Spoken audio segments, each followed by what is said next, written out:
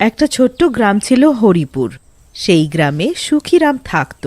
তার কাছে অনেকগুলো গরু ছিল। তো সুখীরামের ব্যবসাও গরুর দুধ বিক্রি করে হতো। একদিন তার স্ত্রী গেঁদা বসে গরুর দুধ বার করছিল। হায় ভগবান, সকাল থেকে এই গরুর দুধ বার করে যাচ্ছি, এত পরিশ্রমের পরেও এই কটা টাকাই হাতে আসে।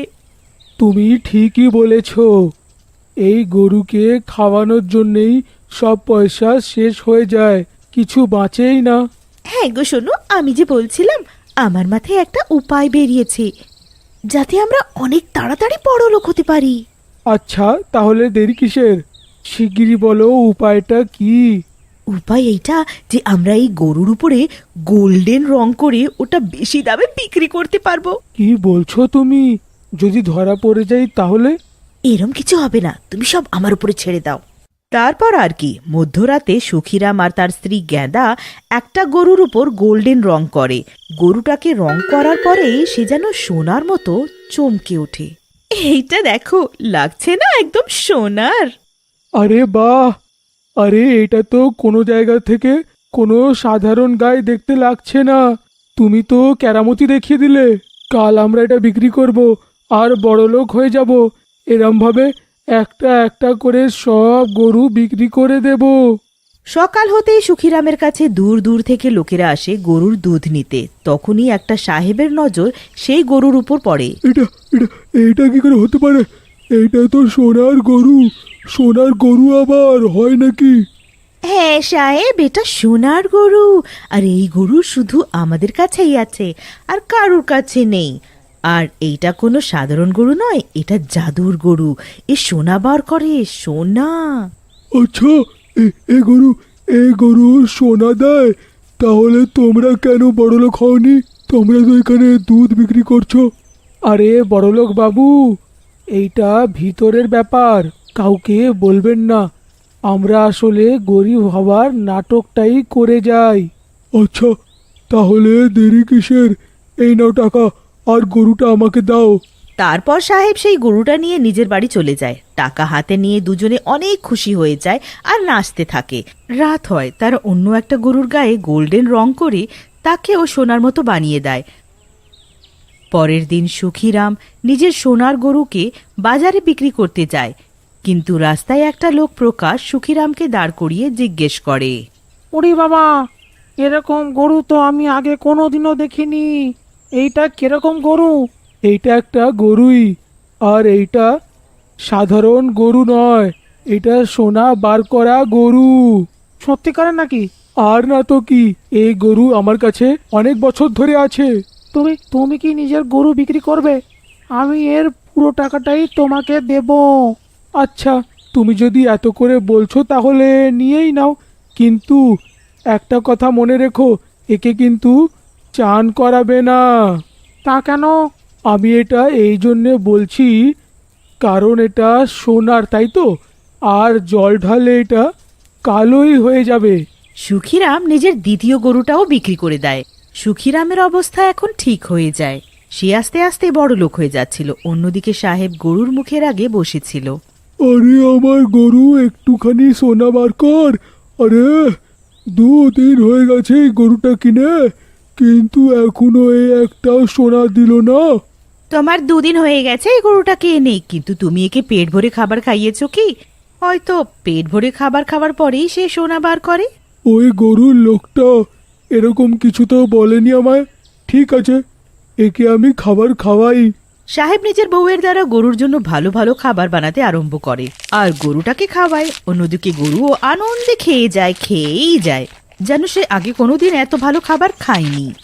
আরে ভগবান, এ গরু সোনা তো নয়, কিন্তু খেয়ে দে গোবরের পর গোবর, গোবরের পর গোবর দিয়েই যাচ্ছে। তারপর আর কি, সাহেব অনেক রেগে যায়। রাগের মাথায় সাহেব গরুর উপরে বসে যায় আর জোরে জোরে লাফাতে থাকে। আরে কি শয়তান গরু রে, এত লাফানোর পরেও সোনা বার করে দিচ্ছে না। তাছাড়া এই গরুটা সারা বাড়িতে দুর্গন্ধ ছড়িয়ে দিয়েছে।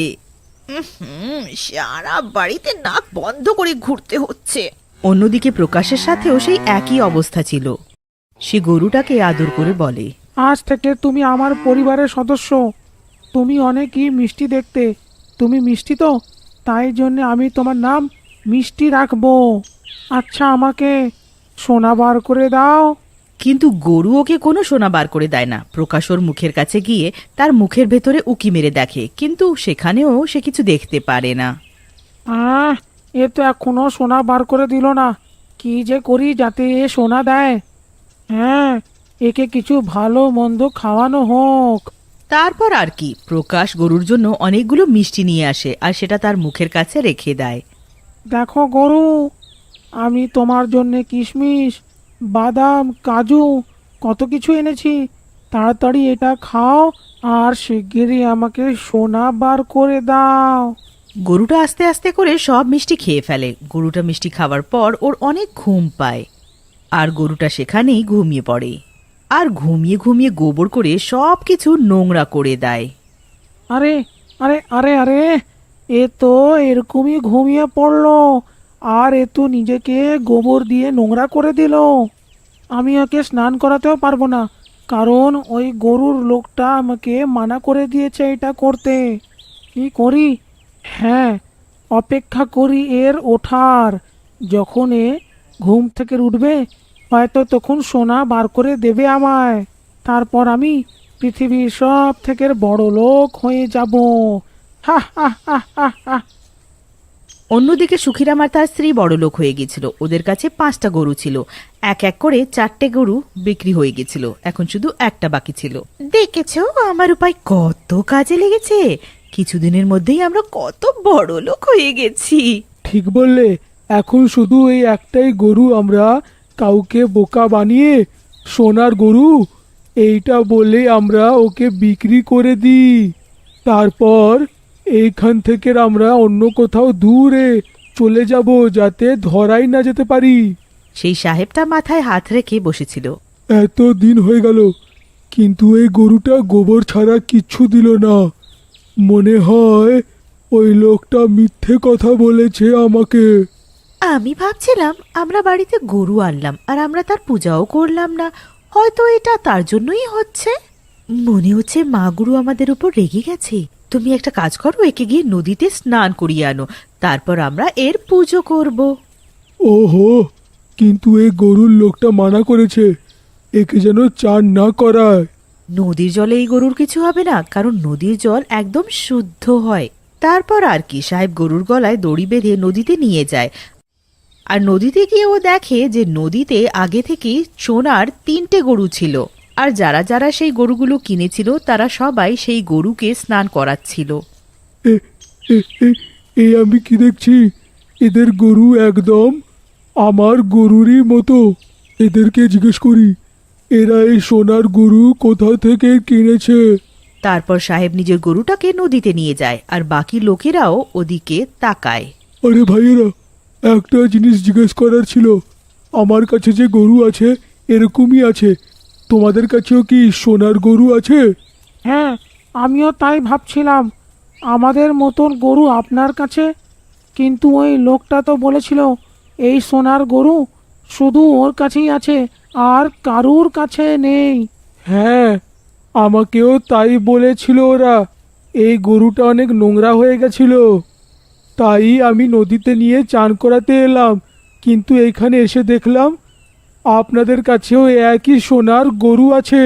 তারপর তারা সবাই জানায় যে প্রত্যেকে সেই গরুওয়ালার কাছ থেকে সেই গরুটা কিনেছে। কিন্তু ও আমাদের মিথ্যে কথা কেন বলল? এতটা বলার পরে তারা দেখে যে তাদের সবার গরুর গোল্ডেন রংটা জলের সাথে ধুয়ে পড়ে যাচ্ছে। হ্যাঁ, এ কি ভাইয়েরা, এই দেখো প্রতারণা হয়েছে। এই দেখো সবাই। তোমরা ঠিক বললে, আমার গরুরও রংটা নেমে যাচ্ছে। দেখতে দেখতে পুরো গরুটা সাদা রঙে পরিণত হয়ে যায়। এর আগে অন্য কাউকে এরা প্রতারণা করুক, আমাদেরকে এদেরকে ধরতে হবে। তখনই সবাই নিজের গরুটা নিয়ে তার বাড়িতে পৌঁছে যায়। থামো থামো রে, এইটা প্রতারণা করছে। আরে এটা সোনার গরু নয়, এর ওপরে সোনার রং করে দিয়েছে এরা দুজন। প্রধান পাশের বালতির জলটা গরুর উপর ঢেলে দেয়। জল পড়ার সঙ্গে সঙ্গেই গোল্ডেন রংটা ধুয়ে পড়ে যায়। আমরা লোভী হয়ে গিয়েছিলাম, তাই এরম করলাম, আমাদের ক্ষমা করে দাও, আর কোনোদিন এরম করব না। তারপর তারা সবাইকে তাদের টাকাটা ফেরত দিয়ে দেয়।